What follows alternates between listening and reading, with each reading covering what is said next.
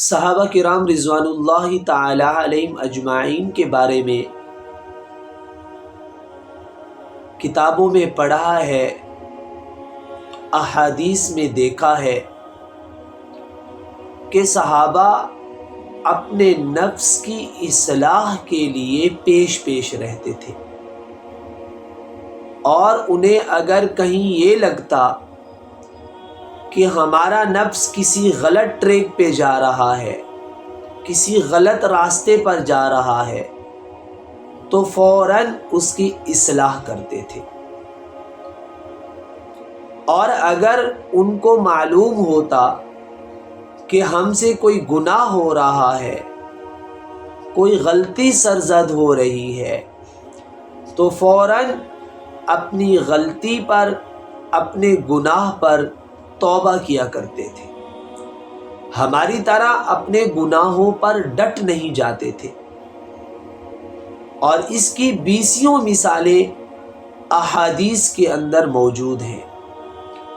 ہم احادیث مبارکہ کو دیکھیں تو ہمیں صحابہ کی زندگی کا پتہ چلے گا کہ وہ کیسی پاکیزہ جماعت تھی جو کبھی اپنے اوپر گناہ کا بوجھ لاد کر نہیں رکھتی تھی۔ چنانچہ کتابوں کے اندر لکھا ہے، حضرت شیخ الاسلام مفتی محمد تقی عثمانی صاحب دامت برکاتہم بھی اپنی کتاب میں اس واقعے کو نقل کرتے ہیں کہ حضرت فاروق اعظم رضی اللہ تعالی عنہ ایک مرتبہ جا رہے تھے کہ ایک گھر سے گانے کی آواز آ رہی تھی اور گلاسوں کے کھٹکنے کی آواز آ رہی تھی۔ تھوڑی دیر کھڑے رہے، سنتے رہے اندر کیا ہو رہا ہے۔ جب معلوم ہو گیا کہ اندر گانا بجانا چل رہا ہے، اندر شراب نوشی چل رہی ہے، تو حضرت فاروق اعظم رضی اللہ تعالی عنہ، فاروق اعظم رضی اللہ تعالی عنہ سے مراد حضرت عمر فاروق رضی اللہ تعالی عنہ ہے، دیوار کو پھاند کر اندر گھر میں داخل ہو گئے۔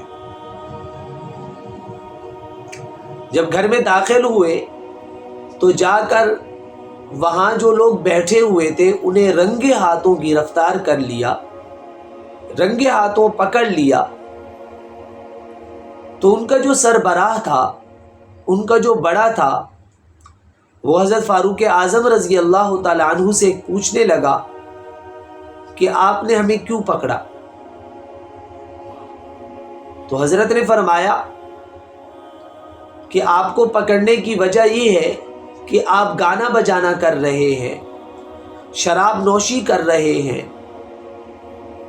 تو وہ کہنے لگا، حضرت ہم نے تو ایک گناہ کیا جبکہ آپ نے تین گناہ کیے ہیں۔ ہمارا گناہ زیادہ یا آپ کے گناہ زیادہ؟ کہا، میں نے کون سے 3 گناہ کیے؟ کہا، اللہ رب العزت نے تجسس سے منع فرمایا، جاسوسی، کسی کی ٹوہ میں لگنا، اور آپ ہماری ٹوہ میں لگے رہے باہر۔ ایک گناہ آپ نے یہ کیا۔ دوسرا، آپ ہماری اجازت کے بغیر ہمارے گھر میں داخل ہوئے، جبکہ کسی کے گھر میں اس کی اجازت کے بغیر داخل ہونا جائز نہیں ہے، آپ ہماری اجازت کے بغیر داخل ہوئے۔ اور تیسرا گناہ آپ نے یہ کیا کہ آپ کو دروازے سے آنا چاہیے تھا، آپ دیوار پھاند کر آئے، یہ بھی آپ نے غلط کیا۔ فوراً خیال آیا کہ واقعتاً کہیں یہ میں نے 3 گناہ تو نہیں کر لیے۔ فوراً اللہ کی طرف متوجہ ہوئے، توبہ کی اور ان لوگوں کو چھوڑ دیا۔ لیکن ذہنی طور پر مطمئن نہیں ہوئے تو صحابہ کرام رضوان اللہ تعالی علیہم اجمعین کی ایک جماعت کے سامنے اپنا قضیہ رکھا کہ واقعتاً میرے لیے تجسس یہاں جائز نہیں تھا، گناہ تھا، ان کے گھر میں داخل ہونا بغیر اجازت کے گناہ تھا۔